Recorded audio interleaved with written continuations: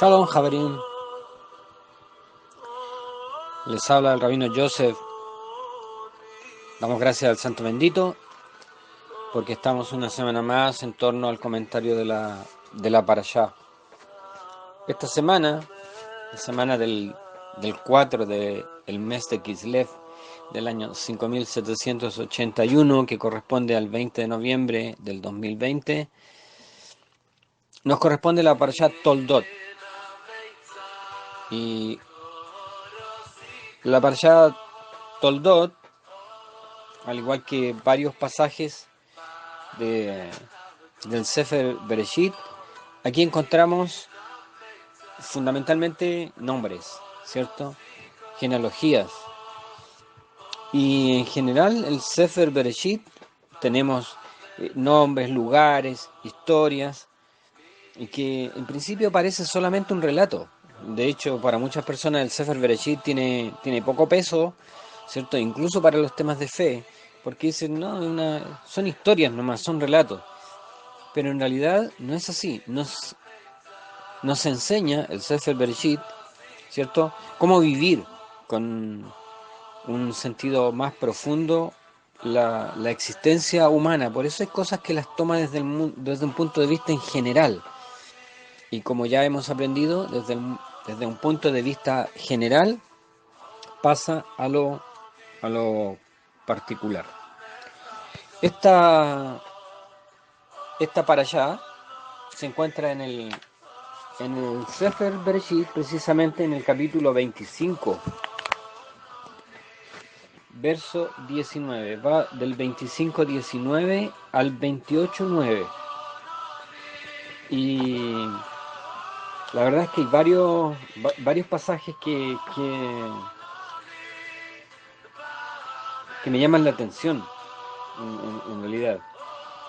Y de los cuales podríamos, ¿cierto?, sacar una muy buena enseñanza, la verdad.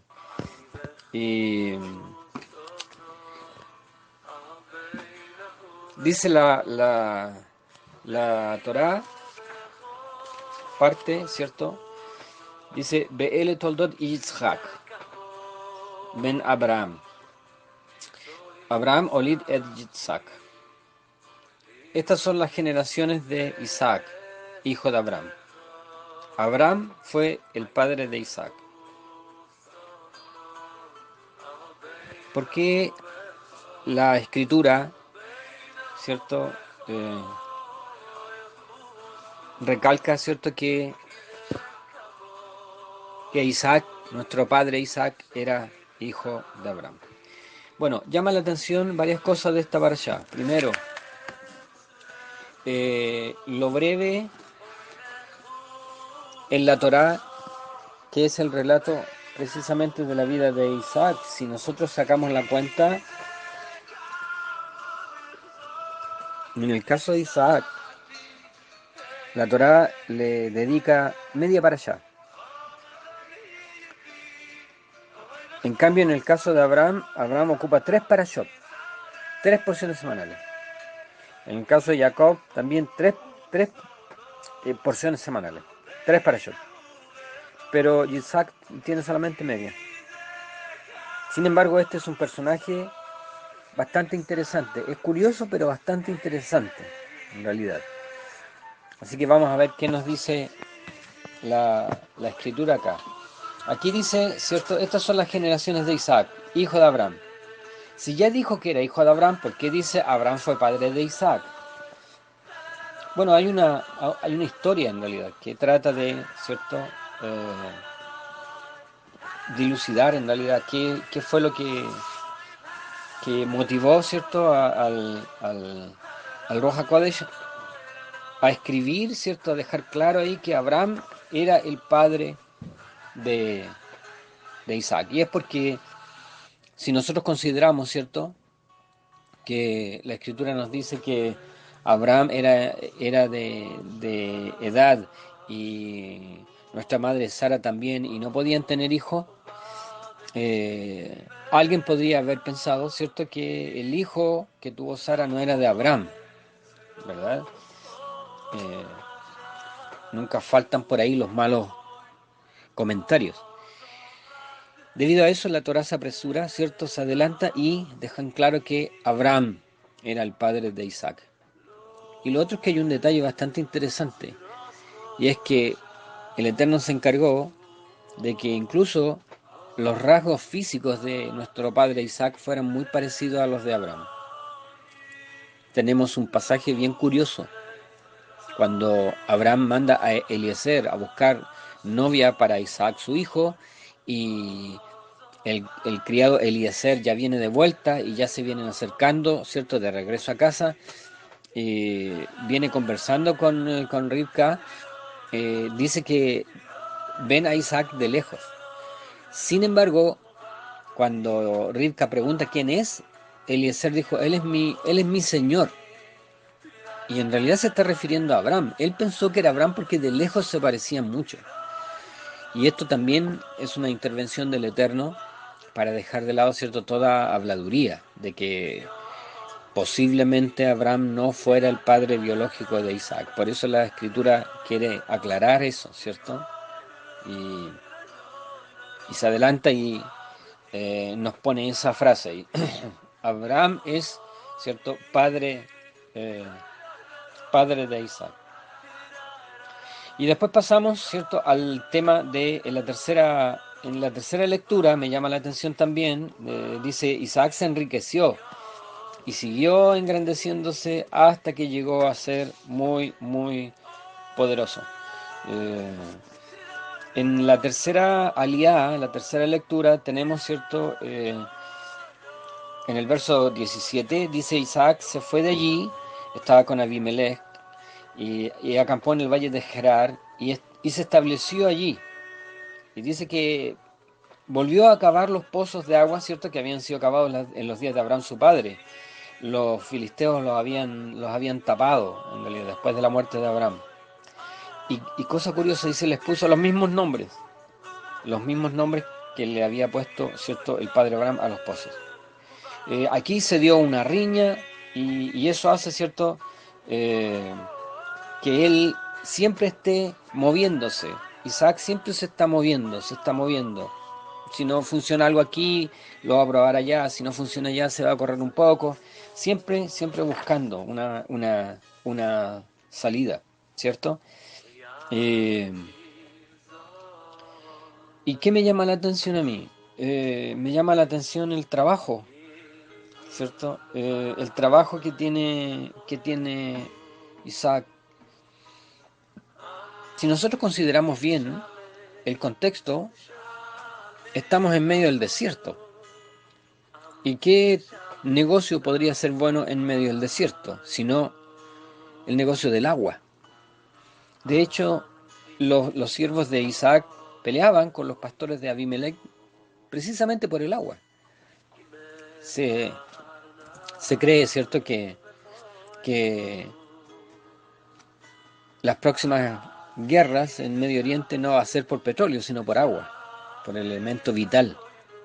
Por eso llama la atención, ¿cierto?, este trabajo de nuestro padre Isaac de siempre andar buscando napas subterráneas. La napa subterránea, ¿cierto?, son aquellos depósitos de aguas bajo tierra. Hoy en día se buscan, se rastrean a través de equipos, ¿cierto?, electrónicos, de radar, de sonar y qué sé yo. Sin embargo, en esa época no se hacía así. ¿Y por qué me llama la atención esto? Porque en realidad nosotros vemos que nuestro padre Isaac es una persona que tenía una característica, y esa característica lo hace resaltar, incluso respecto de su padre Abraham y de su hijo Jacob.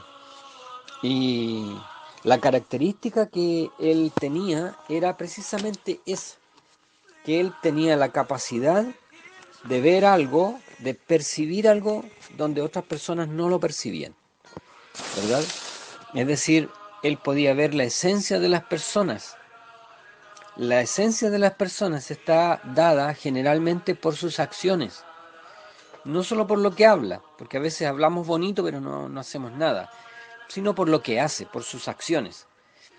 Entonces, esta parashá nos habla a nosotros del juego que se da entre lo externo y lo interno. Es decir, entre lo que yo muestro como una cáscara y la esencia, lo que yo tengo realmente. En el caso mío, en el caso de los demás, esto es válido para todos, ¿cierto? Eh, ¿Qué pasa acá? Aquí, en esta parashá, la Torá lo que hace es que a veces la Torá plantea las cosas de esta forma. Habla de algo externo y deja que uno, ¿cierto?, descubra lo interno. Y a veces lo hace al revés. Habla de algo interno y deja que tú descubras, ¿cierto?, la parte externa. Por ejemplo, la Torá, cuando describe a Esaú o a Esab, ¿cierto?, da una descripción externa. Dice que era peludo, que era rojizo y que era malo, ¿verdad? Pero no habla de su parte interna. Deja que tú descubras la parte interna o la parte valórica, por decirlo en otras palabras. Entonces, ¿qué podemos decir de lo interno? Eh, a pesar de que la Torah no dice, y esta es la parte interna, o esta es la parte buena, o esto era lo que él ocultaba, o esto era lo que no se veía, da un dato, da una señal y deja que tú lo descubras. Cuando pelea Esab y Jacob por causa de la bendición, ¿cierto?, que le vendió Esab, porque en realidad Esab le vendió la verajá, Jacob no se la quitó, sino que él la vendió. Después de ese incidente, ¿cierto?, viene el incidente de, perdón, de la primogenitura. Primero el de la primogenitura y después viene el de la verajá. Y en el de la verajá, de la bendición, nosotros vemos que hay una artimaña ahí. Y hay una artimaña en realidad orquestada por la madre, ¿cierto? Después de eso, cuando se descubre toda esta trama, Esab dice, bueno, jura que va a matar a Jacob, pero dice lo siguiente: voy a esperar a que mi padre muera. Y el día que mi padre muera, yo te voy a matar. ¿Qué quiere decir esto? Que a través de eso nosotros podemos... La Torá es un libro extraordinario. Cómo Dios piensa y cómo nosotros nos damos cuenta de lo que Dios tiene en mente a través de lo que está escrito. A través de este hecho, de registrar este hecho y de narrarlo, ¿cierto? La narrativa te invita a ti a que tú descubras lo interno. Por ejemplo, si Esab, ¿cierto?, habló de el respeto, de que no voy a hacer nada hasta que muera mi padre, se habla del respeto que él tenía a su padre. Si él tenía el respeto a su padre, quiere decir que él tenía la noción de el respeto a tu madre y a tu padre. Nosotros eso lo conocemos como la forma de un mandamiento, de una mitzvah, pero hartos años después. Hartos años después. Y a través de este incidente nosotros nos damos cuenta de que Esab sí tenía respeto a su padre, es decir, él, a pesar de que no estaba todavía estructurado como un mandamiento, él sí respetaba ese mandamiento. Luego entonces entendemos de que a él se le había prometido una larga vida, porque el mandamiento dice, ¿cierto?, como recompensa a aquel que honre a su padre y a su madre, serán prolongados los días que el Eterno le da sobre la tierra. Todo esto nosotros lo entendemos solamente con esto, que es un arte en realidad. Es un arte tratar de descubrir lo bueno que tienen las personas. Bueno, aquí tenemos, ¿cierto?, a nuestro padre Isaac. Y la Torá nos enseña acá que Isaac tenía la capacidad de ver cosas que los demás no veían, de oír, ¿cierto?, de oír cosas que los demás no oían y de ver cosas que los demás no veían. Y eso lo hacía, ¿cierto?, buscar estas napas subterráneas y cavar pozos. Pero además de eso, él tenía la capacidad de, de ver en la vida diaria, en la vida misma, lo que los demás no veían. Por ejemplo, en el caso, por ejemplo, de ese año, la Escritura nos dice a nosotros que ese era un mal año. Es decir, todos vieron que ese año era malo Incluso la Escritura dice que era malo, pero él no lo vio malo. Él lo vio como un año de oportunidad. Todos vieron y supieron que ese año era un año de sequía, pero él no lo vio así. Él vio como un año que podría revertirse a su favor y terminar o cerrar el año siendo un año bueno. Todos vieron que la economía venía mala, menos él. El pronóstico para Gerar era un año malo. Sin embargo, él no lo vio así. Él vio más allá. Es decir, en medio de la crisis, ¿qué capacidad tengo yo de ver que es una oportunidad que el Santo Bendito me está dando? Por ejemplo, en la situación que nos encontramos ahora, tenemos la capacidad de ver lo que los otros no ven, lo que los demás no ven, o nos sumamos a esto y decimos que esto es malo para todos. Las noticias nos dicen una cosa, nosotros tenemos la capacidad de ver otra cosa. Ese es el tema. Hemos nosotros desarrollado, ¿cierto?, de esta capacidad de ver donde los demás no ven, ver una bendición, donde los demás ven, ¿cierto?, una crisis, nosotros ver una oportunidad, donde los demás ven, ¿cierto?, una falta de recursos, ven nosotros la mano del Santo Bendito sobre nuestras vidas. De eso se trata esta porción de la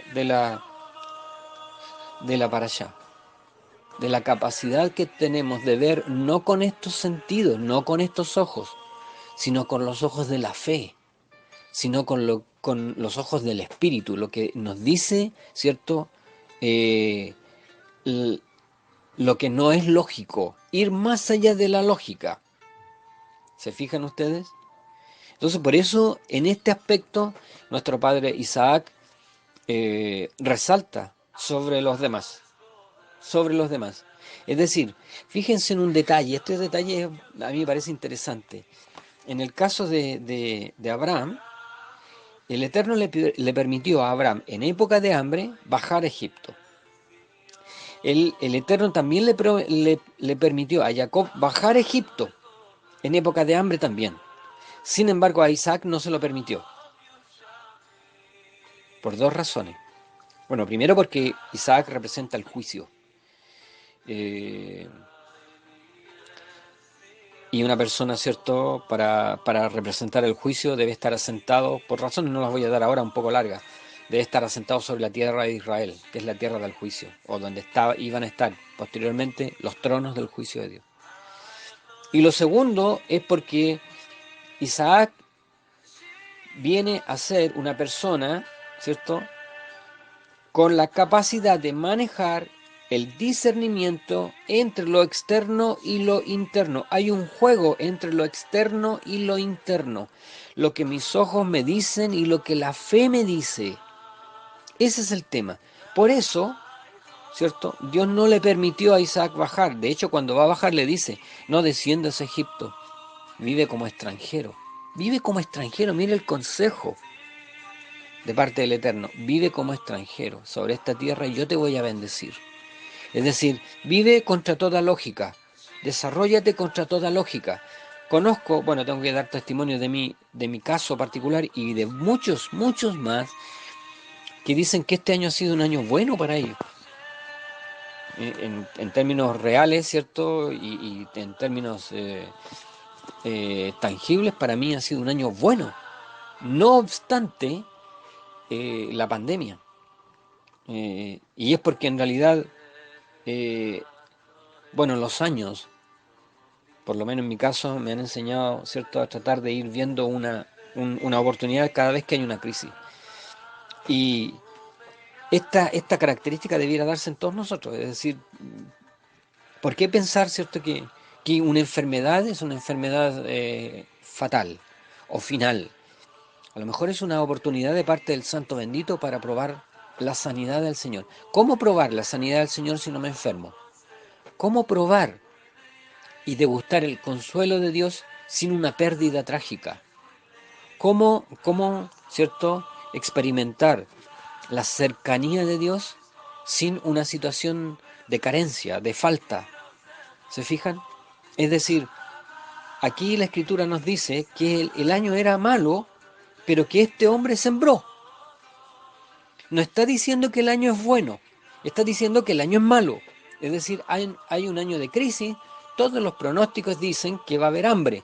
Sin embargo, él escoge, porque este es un tema de escoger.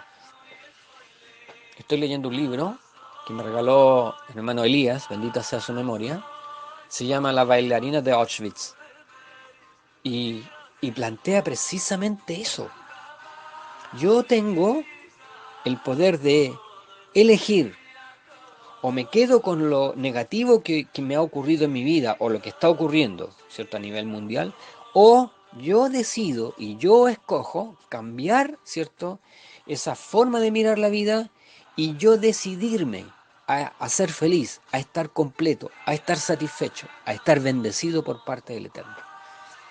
Y, y habla un poco la autora, una judía precisamente, de cómo a veces nosotros nos forjamos estructuras mentales que tienden, ¿cierto?, a hacernos víctimas, nosotros, de todas las situaciones, en vez de sobreponernos a las situaciones.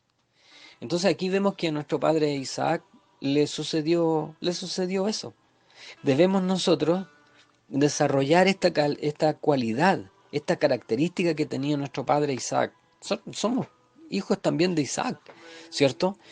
Y de manera que de alguna forma nosotros debemos aprender a revertir toda situación y a ver una oportunidad de parte del Eterno.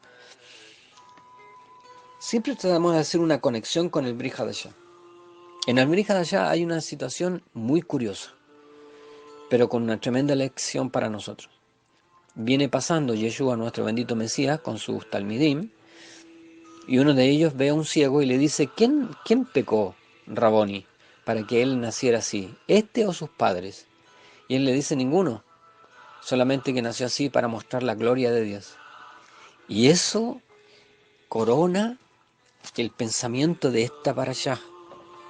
Hay cosas que Dios permite en nuestra vida solamente para mostrar su mano, solamente para mostrar su poder.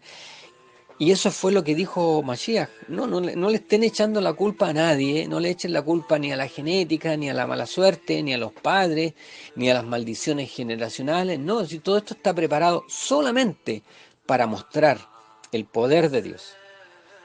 De hecho, si nosotros recordamos bien, antes del Litziá Mizraim, de la salida de los hijos de Israel de Egipto, el Eterno dice que Él se va a glorificar sobre el faraón y que todo esto que Él está preparando, las plagas, la salida y todo eso, es para glorificar y dar a conocer su nombre, solo para eso. Entonces la invitación de la parashá para hoy consiste precisamente en eso. ¿En qué situación tú te encuentras? ¿En qué situación tú estás? ¿Por qué tenerle temor, cierto, a lo que viene mañana? Si el Señor está con nosotros es una verdad, pero es una verdad del porte de una catedral. Si el Señor está con nosotros, ¿qué podría pasarnos mañana que Él no lo haya permitido? Si ni un pelo de nuestra cabeza se cae sin su permiso. No se va un pájaro por tierra sin el visto bueno del Santo bendito. Él mantiene todos los equilibrios de su universo. Él supervisa su creación con una sabiduría y una misericordia, pero aplastante y pasmante. Entonces, en ese sentido, quiero invitarte a que tú mires tu situación. ¿En qué situación te estás? Es una invitación, no es un problema, es una invitación para probar aquella parte del Santo bendito que Él te quiere mostrar, que Él te quiere mostrar. Las pocas veces que me he enfermado, porque gracias al Santo bendito me enfermo muy poco, no ha sido sino para probar la mano del Señor, y he sentido al ángel del Señor poniendo Él su mano encima de mí y sanándome automáticamente en el instante. Entonces, aquí lo que vio nuestro padre Isaac es que el año de mal pronóstico, un año de sequía, un año malo, un año seco, era la oportunidad de ver la mano de Dios. Pero él se decidió. Fíjense ustedes que no hay una orden del Eterno. El Eterno no le dijo, prepara la tierra, ponte a sembrar. No, el Eterno le dijo, te voy a bendecir.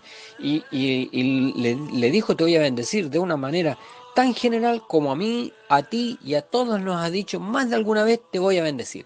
Pero no hay una orden perentoria, directa del Eterno en ponte a sembrar. Él se puso a sembrar.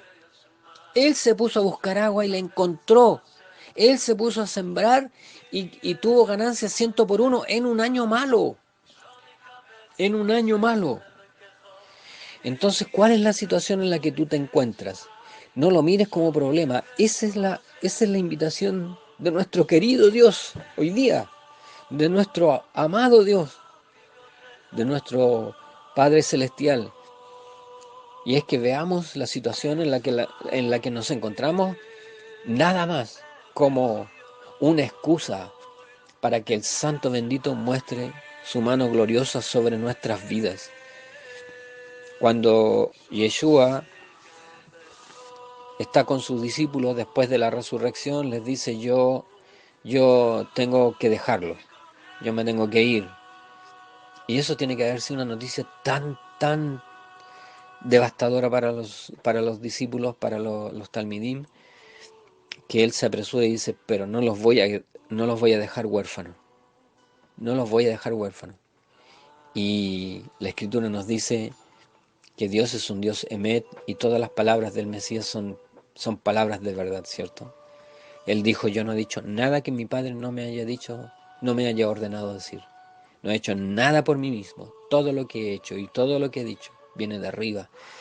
Entonces cuando Él dijo, no les voy a dejar huérfano, es que nuestro Padre Celestial nos está diciendo y te está diciendo a ti, no te voy a dejar huérfano. No te voy a... Esta es una verdad, pero que yo la tengo que grabar, dejar que el Ruach la grabe con fuego en mi corazón, con fuego en mi corazón. No es como tú te sientes, esto es un tema de convicción, porque todos nos hemos sentido solos, todos nos hemos sentido solos, todos, todos, en más de un momento, hemos sentido, ¿cierto?, que la mano de Dios ha estado lejos de nosotros. Entonces, ¿de qué se trata esto? Se trata de cambiar la forma como yo miro. No dejarte llevar por la información que te dan tus ojos, sino cerrar a veces tus ojos físicos y abrir tus ojos espirituales y ver lo que Dios quiere que tú veas. Fíjate, hay un caso cuando Israel iba a ser atacado, ¿cierto?, por el ejército enemigo. Y me parece que fue Giesi que estaba desesperado y el profeta le dice, más son los que están con nosotros que los que están allá afuera. Y él hace una oración no para que Dios salve, sino le dice al Eterno que le abra los ojos al siervo. Y eso es lo que nos hace falta a nosotros. El Eterno abrió los ojos de Giesi, me parece que era Giesi, y él comienza a gritar, carros de Israel, carros de... Se dieron cuenta que los, los, los ejércitos espirituales que estaban con ellos, los ejércitos celestiales que estaban con ellos, duplicaban, pero por muy lejos, el ejército del enemigo, el ejército de los sirios, me parece que eran los sirios. Y entonces, eso es lo que nos hace falta a nosotros de repente, ¿cierto? Que Dios abra nuestros ojos, que Dios abra nuestros ojos. Hay una recomendación en el libro de Revelaciones y en la carta el Señor nos manda un mensaje en esa carta y dice, ponte colirio sobre los ojos para que veas. Y eso es lo que necesitamos, que el Señor ponga estas gotitas de colirio en nuestros ojos, que el Señor abra nuestros ojos y vea que más son los que están con nosotros que los que están allá afuera en el mundo. Que el Señor nos bendiga y que esta característica de nuestro padre Isaac, de ver cosas donde nadie veía nada y de ver la oportunidad de la bendición, donde todo el mundo veía nada más que una carencia, hambre y maldición, esta bendita característica también nos pueda alcanzar como buenos hijos de Isaac también. Que el Eterno nos bendiga, que el Eterno bendiga tu vida y que ayer nos dé un luminoso Shabbat. Shabbat Shalom.